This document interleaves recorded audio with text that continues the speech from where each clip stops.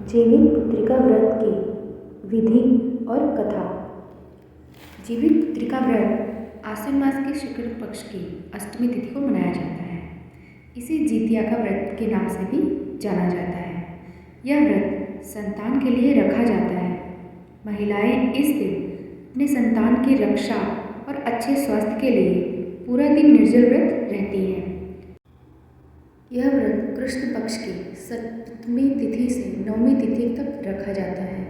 इस व्रत के पहले दिन नहाय खाय होता है, दूसरे दिन महिलाएं निर्जल व्रत रखती हैं और तीसरे दिन पारण करती हैं।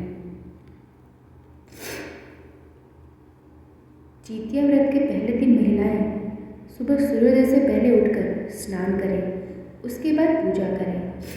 इसके बाद महिलाएं भोजन ग्रहण करती हैं। फिर पूरे दिन वो कुछ भी नहीं खाती। दूसरे दिन सुबह स्नान के बाद महिलाएं पूजा करती हैं और फिर पूरा दिन निर्जल व्रत रखती हैं।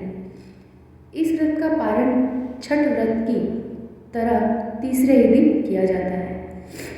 पारण से पहले महिलाएं सूर्य को अर्घ्य दें, इसके बाद ही वह कुछ खा सकती हैं। व्रत के तीसरे दिन छोर भात और नोनी के साग का खाने का महत्व है। जीवित पुत्रिका व्रत की कथा।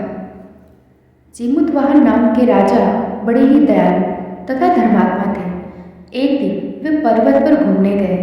उस पर्वत पर मलयवती नामक राजकन्या देव पूजन के लिए आई हुई थी।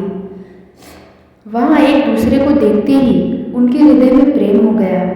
परस्पर प्रेम दर्शन का यह दृश्य राजकुमारी के भाई ने देखा था। देव पूजन के बाद राजकुमारी अपने भाई के साथ लौट गए।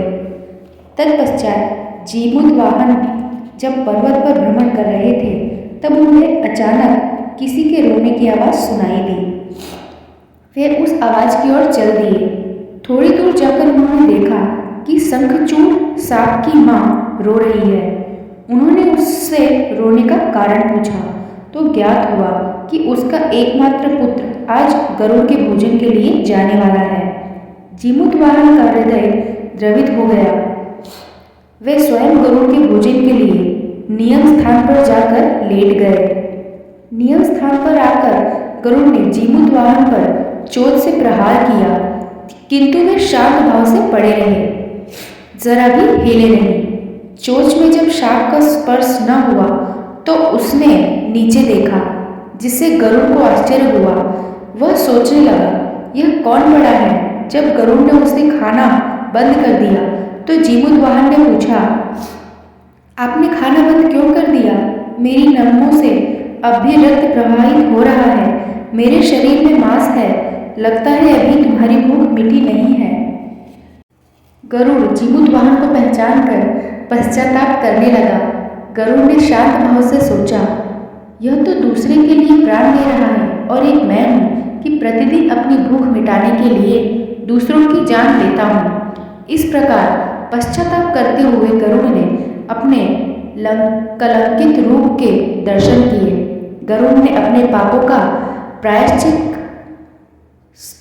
सा करके राजा से वर मांगने को कहा। राजा ने कहा, आज तक आपने जितने सांप मारे हैं उन सबको जीवित करके भविष्य में सांप न खाने की प्रतिज्ञा कीजिए। गरुड़ ने तथास्तु कहकर अपना धर्म निभाया। जब यह घटना घटी उसी से समय राजकुमारी का पिता तथा भाई राजा जीमूतवाहन की खोज करते करते वहां पहुंचे। उन्होंने राजकन्या का विवाह उनसे कर दिया। उस दिन आश्विन कृष्णाष्टमी थी। इसी के साथ जीवित पुत्रिका व्रत कथा समाप्त होती है। हरे कृष्ण, राधे राधे।